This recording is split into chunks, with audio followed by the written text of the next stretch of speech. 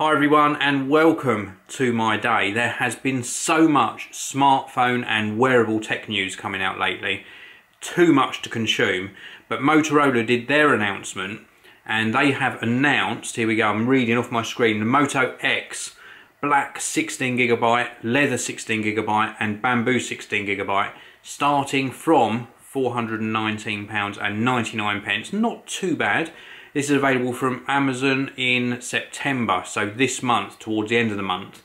We've also got the Moto G. This is available in black and white, and this starts at £144.99 in the UK. Available from Amazon from the 5th of September, so from today, the day I'm recording this. And then we've also got the Moto 360, their new Android Wear watch, and this is available from £199. And that's going to be from O2, Tesco, Amazon, John Lewis from early October. So not too long to wait for those. Now you can also personalise your Moto X smartphone. You can do it on the Moto Maker website. We've got a 16GB version starting from £419.99. We've also got wood leather back options and they start from £439.99. And then we've also got 32GB versions and they're £459 and £479 respectively, depending on what back you choose. So really looking very interesting indeed. Now just regarding the Moto 360 smartwatch, there was some banter on Twitter this morning about this, and a lot of people didn't realise that there is this black band at the bottom of the display. Now basically the Moto 360 has got a round watch face. The display for Android Wear is in fact square. So the Moto 360 employs this workaround, which is just basically a cropped sort of piece of the screen. So we do get this black band down the bottom. It means that the number 6 is missing off of the watch face. Now does that mean that you can go home early? Or does it mean you can get up late? I don't know, but I'm not keen on that black piece being missing on the bottom of the screen display. Now there's also an LG smartwatch being announced, the G Watch R I think it's called, and this has also got a round display, but the whole of the display is taken up with pixels, so none of this issue down the bottom edge, and I think it looks a lot better. Now something else I want to share with you is something that a lot of people often overlook with audio and video equipment nowadays. Now if you watch my video over the last couple of days, you'll know that I changed my furniture, that all of my audio and video gear's on, and all my consoles and my television etc., to make things look a lot better. Now if you haven't seen that video, please do check back on the channel. But something that I overlooked, even when I was wiring everything up, was I knew I had to put this extra piece of equipment in, but I forgot, and that is the Ethernet switch. And that's because a Blu-ray player isn't just a Blu-ray player now, it can be connected to the internet for extra features and of course for software upgrades. And even my TV, that has extra features if you connect it to the internet, as does my AV amplifier. That relies on the internet connection for software updates as well, and the Sky satellite box, you get extra features if it's connected to broadband. So I had that Netgear switch that I was going to integrate into the cabinet, and I completely forgot to put it in, so I had to put in all the wiring afterwards. And I think the reason I forgot was because I was waiting for this delivery, and I got a whole wad of new Ethernet cables, category 6 Ethernet cables. And the reason I went for these ones, and I think they were from a company called Kennable, I'm not sure, it's something like that. But anyway, I got these ones because they are flat, so nice low profile cable, so very easy to manage. And the reason I went for flat ones is because on some of my devices, especially like the switch, all of the connections are at the front. This means you can plug the actual connector in and then run the cable back underneath the actual device, so it sort of loops round back underneath without making the device stand up off of the surface that it's on. So I thought these were a really good choice, and I got lots of little short ones, 1 metre long. I got some 2 metre ones, 3 metre, and then one 5 metre one. I think I bought 10 or 9 in total. So this is going to wire up all of that equipment. So like I mentioned, the AV amplifier, the digital satellite box, the Blu-ray player, my PS4, my Xbox One, also my Apple TV are all going to be using these really snazzy flat cables. So whilst I was recording that last segment, I noticed some questions come in via Twitter. Now I did put a tweet out saying, hey, ask me some questions and I'll answer them off the cuff. So no preparation, just my straight reaction to the questions for you in this video. So thank you very much for all of the questions. So the first one is from Ross Williams. Any early thoughts on the Amazon Fire TV launch in the UK?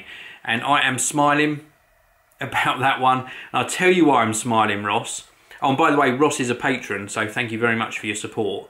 The reason I'm smiling is because it's on special offer for Prime members at the moment. So regular price is £79, and if you purchase it before Monday, which would be the 6th, 7th, 8th of September, then you get £30 off, so £49.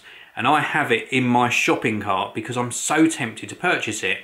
It's got some really nice services on it, but I tell you what's stopping me purchase it. Now obviously I get free streaming of Amazon movies and TV series because I'm a Prime member. Do I need another box just to get those services? No, because I can sign in on my Xbox One, for example, or I can use my computer. You know, do I need it for that service? And a lot of the other services that are available are also on other devices that I've got. So will I be duplicating it just for the sake of having another piece of technology? Now, the only thing that might tempt me into making that purchase over the next couple of days, whilst it's on offer, is that you can sideload applications onto it. So you can put XBMC on it, which turns it into a really nice media player. Amazon also officially support putting Plex on it, so again, another nice option. And you can hack it, I suppose, to really change its functionality.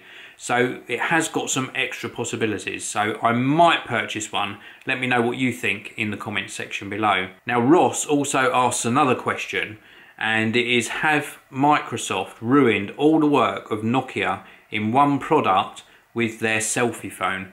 No, I don't think they have at all. It's just a feature of the phone that they've just recently sort of announced. And I don't think that that will cannibalise sales of the rest of the lineup because they make some fantastic phones.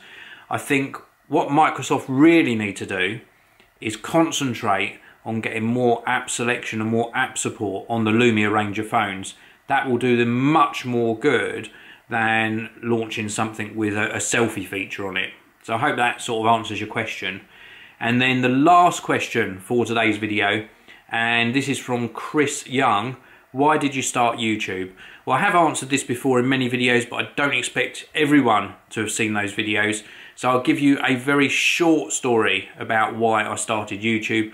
Basically, I used to be an IBM engineer. Then I moved across into graphic design. And whilst I was in that graphic design role, a lot of people asked me for tech advice. Now, back then, there wasn't things like smartphones. None of these touchscreens, they were just sort of mobile phones. So I used to get asked what the best mobile phone was, what the best laptop was, etc, etc. And I used to give that advice because I loved talking about technology. I was a right geek back then as well. And then I started to write about that technology. So I did some writing for a couple of websites. Unfortunately, because I'd done graphic design and sat at a keyboard all day and then I was typing, writing up articles, I did suffer from carpal tunnel syndrome. And at the same time, I also thought, hey, there is a better way of doing this, and this was when YouTube just started. Maybe it's better for me to actually show somebody how a product works or doesn't work, and whether it works as described, what the sort of user experience is. So rather than write about it, show people in video format.